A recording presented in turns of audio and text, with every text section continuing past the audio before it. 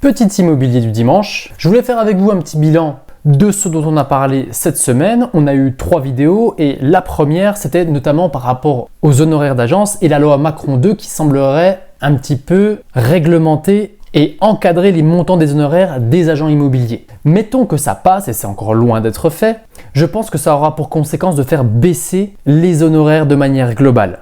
J'avais fait une liste dans cette vidéo, et honnêtement elle n'était pas tout à fait complète, de tout ce qu'une agence fait et donc qu'elle devrait chiffrer. Et donc si on doit mettre une valeur en face de chaque action qu'elle fait, et bien évidemment que les vendeurs ou les acquéreurs verront tout de suite ce qu'ils payent et donc du coup pour essayer d'aspirer un maximum de clients, elles vont entre guillemets se bouffer le nez entre elles et donc du coup elles vont essayer d'afficher les prix les plus bas possibles. Donc il est possible que si cette loi passe, sachant qu'on a un président qui n'aime pas l'immobilier, qui n'aime pas les agents, eh bien il y a de fortes chances qu'effectivement on ait un petit gain de pouvoir d'achat pour les vendeurs. Je dis pour les vendeurs parce que contrairement à ce que la grande majorité des gens pensent, les frais d'agence, les honoraires, les commissions, vous appelez ça comme vous voulez, sont toujours en réalité payés par le vendeur. Si cette affirmation vous fait bondir, mettez-le moi dans les commentaires et je détaillerai un petit peu plus cette affirmation dans une vidéo.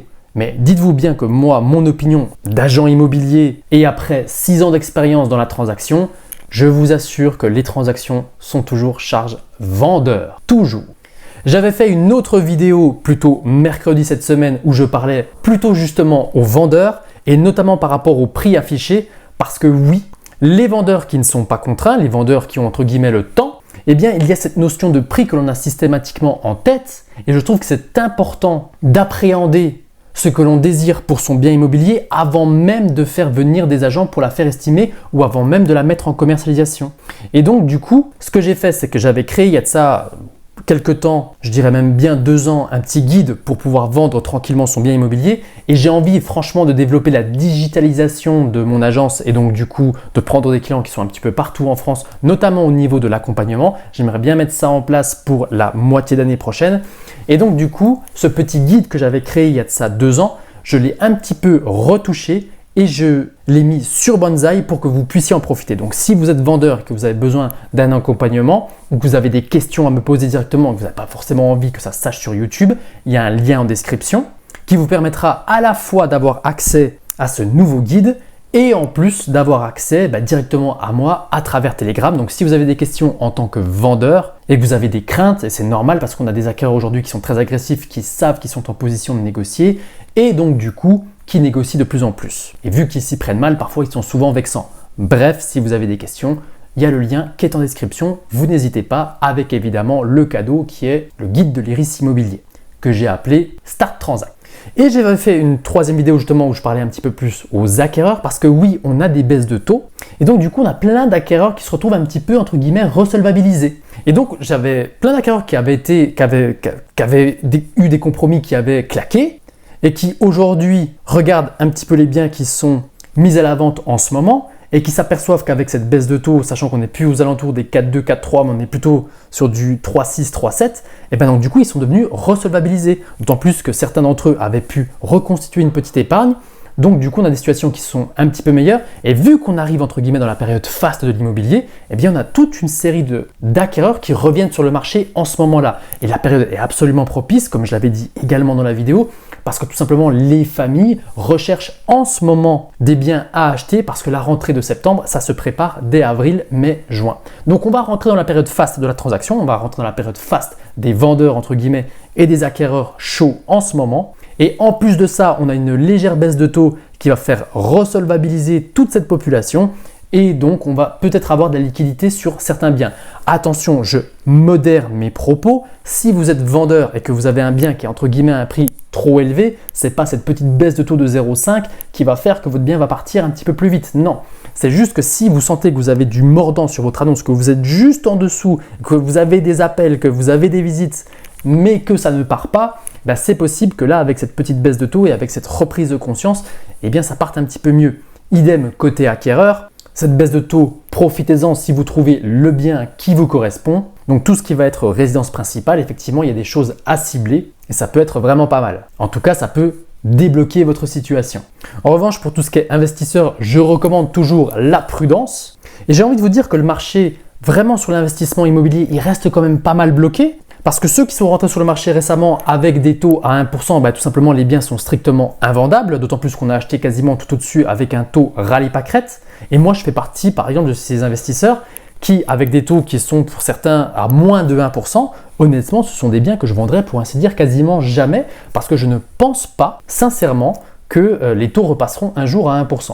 Donc il y a plein de produits que j'ai, notamment un en particulier que je pensais peut-être vendre fin d'année dernière ou début de cette année, et au final je me suis dit non, je ne vais pas le vendre, parce qu'il a un rendement qui est absolument scandaleux, parce qu'il me rapporte énormément d'argent, et au final, aujourd'hui je me ferais peut-être bagarrer mon prix, alors que sincèrement, je suis très bien en place en tant que vendeur, entre guillemets, et en tant qu'investisseur, donc du coup, je vais le garder.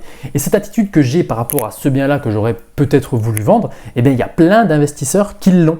Donc, à part les investisseurs qui sont un petit peu, entre guillemets, coincés, qui vont devoir faire vraiment des gros coups de rabais sur leurs biens, là, on aura des opportunités. Et honnêtement, contrairement à ce qu'on veut bien croire, il y a beaucoup d'opportunités, surtout à ce petit jeu-là, notamment des investisseurs qui, par exemple, n'ont jamais voulu faire spécialement les travaux, là, qui vont se retrouver un petit peu coincés. Donc là, il va y avoir des coups de fusil à mettre. Mais encore une fois, la plupart des investisseurs qui ont fait les choses correctement par le passé et qui ont encore de la trésorerie et qui ont le temps d'attendre, très sincèrement, leur patrimoine, il va le garder parce que si un patrimoine est correctement constitué, en fait, pareil, les vendeurs sont en position de force, l'investisseur est en position de force, surtout qu'on a une re-rentabilisation du parc locatif parce que tout simplement, les loyers montent et donc du coup, en cas de turnover, on peut en demander un peu plus cher sur les loyers.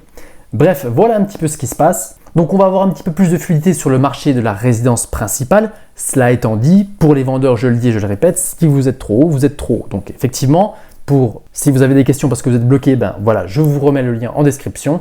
Et je terminerai juste cette petite vidéo par rapport au programme Imonego qui est pour ainsi dire fini de se tourner. J'ai 3 personnes qui se sont inscrites à Imonego et j'ai pas réussi à rentrer en contact avec vous. Donc je vous rappelle que vous avez l'accompagnement qui est offert jusqu'à la réalisation de votre projet.